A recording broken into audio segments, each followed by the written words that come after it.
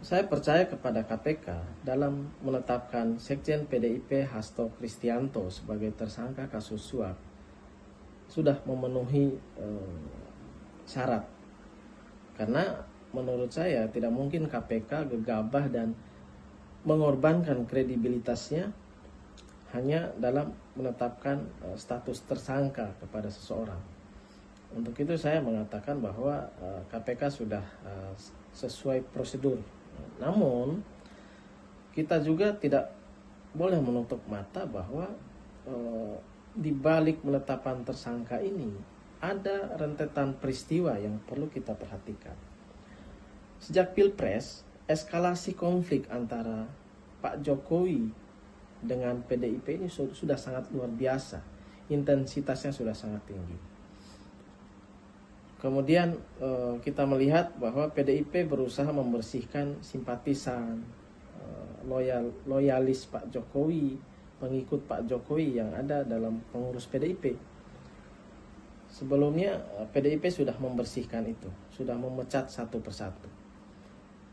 Yang pada puncaknya Pak Jokowi sendiri dan keluarga dipecat oleh PDIP.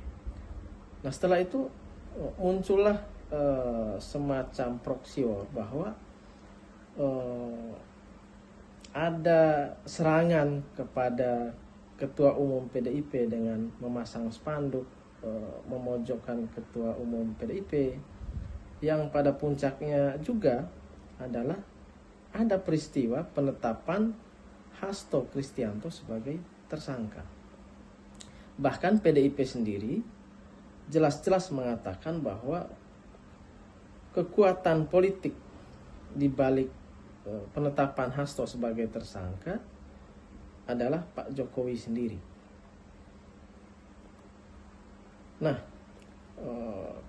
kita melihat peristiwa teranyar bahwa PDIP mengeluarkan ancaman bahwa akan membongkar video keterlibatan pejabat-pejabat negara, bahkan keterlibatan Pak Jokowi sendiri dalam beberapa kasus korupsi, atau yang lebih spesifik juga terkait kriminalisasi Anies Baswedan. Nah bagi saya yang dilakukan oleh PDIP ini merupakan serangan balik atau tekanan politik yang dilakukan oleh PDIP dalam rangka melawan yang menurut mereka adalah kriminalisasi oleh kekuatan politik yang ada di balik KPK dalam tanda kutip. Nah, jadi saya mengatakan bahwa PDIP melakukan serangan balik. Nah, terkait dengan apakah KPK ini dalam penanganan kasus Hasto merupakan murni penegakan hukum atau ada unsur politiknya, saya kira KPK sendiri harus membuktikan itu. Membuktikan dalam arti KPK harus segera memanggil Hasto Kristianto, melakukan proses hukum lainnya, melakukan pelimpahan berkas ke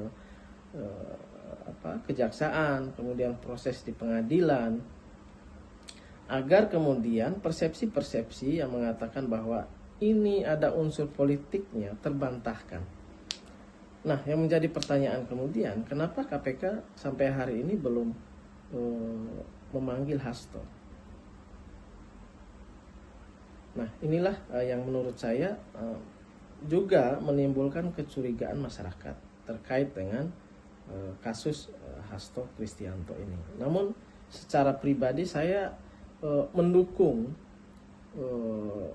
apa yang dilakukan oleh KPK dalam rangka pemberantasan korupsi. Apalagi semangat Pak Prabowo sebagai presiden akan mengejar koruptor sampai ke Antartika. Saya juga berharap pimpinan KPK yang baru ini membawa energi baru, membawa harapan baru dalam pemberantasan korupsi. Jangan sampai ke depan lebih banyak persepsi masyarakat dalam penanganan kasus tebang pilih, menghabisi musuh politik dan sebagainya. Untuk itu saya kira KPK wajib membuktikan bahwa ini murni adalah penegakan hukum.